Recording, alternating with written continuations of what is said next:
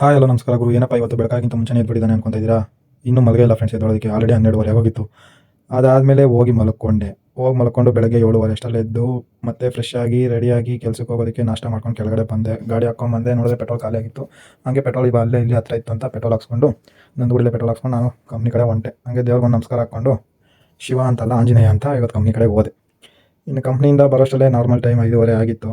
ಇದು ಯಾವುದೋ ನಾಯಿ ರೋಡಲ್ಲೇ ಕುಂಟೆ ಬಿಲ್ಲೆ ಆಡ್ತಾ ಇತ್ತು. ಅದನ್ನು ಒಂದು ಆವಾಜ್ ಹಾಕ್ಬಿಟ್ಟು ಅದಕ್ಕೂ ನಾನು ಮನೆ ಕಡೆ ಬಂದೆ. ಮನೆ ಕಡೆ ಬಂದು ಗಾಡಿ ನಿಲ್ಸಿದ್ನೋ ಇಲ್ಲ, ಹಂಗೆ ನನ್ನ ತಂಗಿ ಕಾಲ್ ಮಾಡಿದ್ಲು, ಬಾ ನನ್ನ ಗುಡಿ ಕರ್ಕೊಂಡು ಹೋಗು ಅಂತ.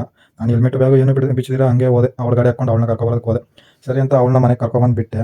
ಮನೆ ಕರ್ಕೊಂಬಂದು ಬಿಡ್ತಾ ಇದ್ದಂಗೆ ನಮ್ಮ ಅಪ್ಪ ಕೇಬಲ್ ರೆಡಿ ಮಾಡಬೇಕು ಅಂತಂದು. ಸರಿ ಅಂತ ಹಂಗೆ ಹೋದ. ನಾನು ನಮ್ಮ ಅಪ್ಪ ಹೋಗಿ ಒಂದು ಮನೇಲಿ ಕೇಬಲ್ ರೆಡಿ ಮಾಡ್ದೆ. ಅದಾದಮೇಲೆ ಇನ್ನೊಂದು ಮನೇಲಿ ಕೇಬಲ್ ರೆಡಿ ಮಾಡಬೇಕಾಯ್ತು. ಅಲ್ಲಿ ಹೋಗಿ ರೆಡಿ ಮಾಡಿ ಎಲ್ಲ ಬಂದು ಅದೇನಾಗುತ್ತೋ ಗೊತ್ತಿಲ್ಲ, ನಾವು ಹೋದಾಗ ಮಾತ್ರ ಬರುತ್ತಂತೆ, ನಾವು ಹೋಗಿಲ್ಲ ಅಂದರೆ ಬರಲ್ವಂತೆ ಅಂತ ಕಂಪ್ಲೇಂಟ್ ಮಾಡಿದ್ರು. ಸರಿ ಅಂತ ಕೇಳಿಸ್ಕೊಂಡು ನಾವು ಬಂದು ಬರೋಷ್ಟರಲ್ಲಿ 7:45 ಆಗಿತ್ತು. ಹಂಗೆ ಮನೆಗೆ ಬಂದು ಊಟ ಮಾಡು, ಸ್ವಲ್ಪ ಟಿವಿ ನೋಡಿ ನಾವು ಮಲ್ಕೊಂಡು ಅಷ್ಟೇ ಫ್ರೆಂಡ್ಸ್. ಇವತ್ತಿನ ವ್ಲಾಗ್ ಏನು ಮಾಡ್ತಾ ಇದ್ದೀನಿ. Thank you for watching.